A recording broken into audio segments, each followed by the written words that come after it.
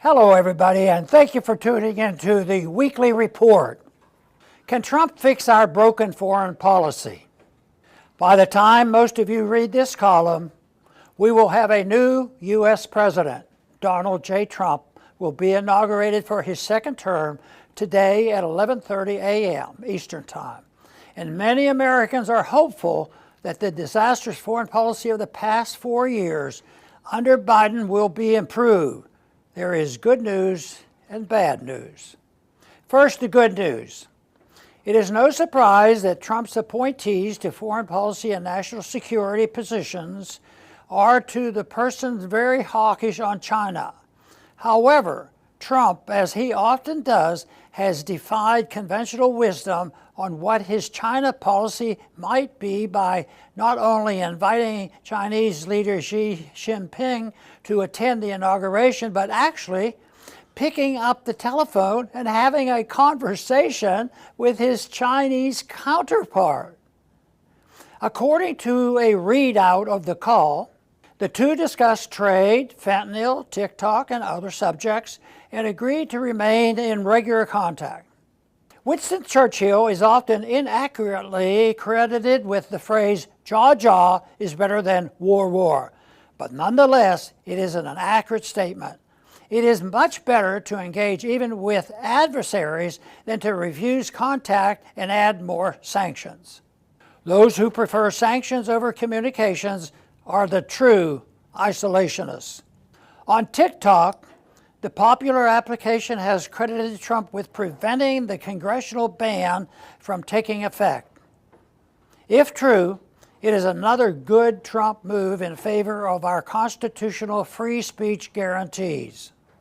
Likewise with Russia, media reports suggest that holding a conversation with Russian President Vladimir Putin will be among the first things Trump does as president.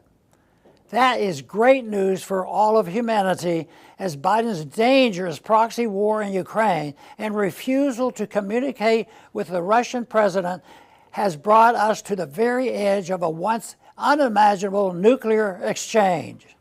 When the end of life on Earth is at stake, it is reckless to ignore the possibility of de-escalation.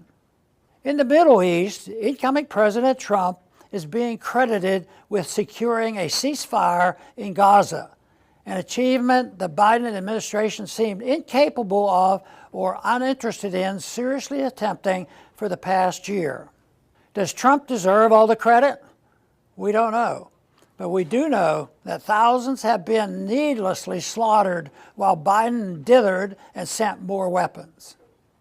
The wholesale destruction of Gaza with U.S. bombs and financial support will be Biden's enduring legacy and a stain on everyone involved. The bad news is that because of President Trump's decision to appoint the most hawkish advisors, he will be surrounded by individuals who will constantly encourage him to confront rather than disengage. For example, his special envoy on the Ukraine war has recently boxed Trump in on Iran by declaring a return to the failed maximum pressure campaign of his first administration.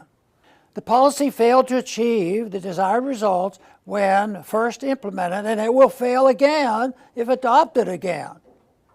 Why?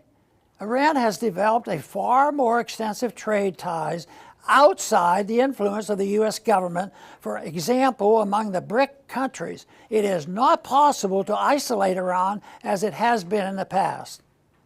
As with China and others, with Iran, it would be far better to jaw-jaw than to war-war.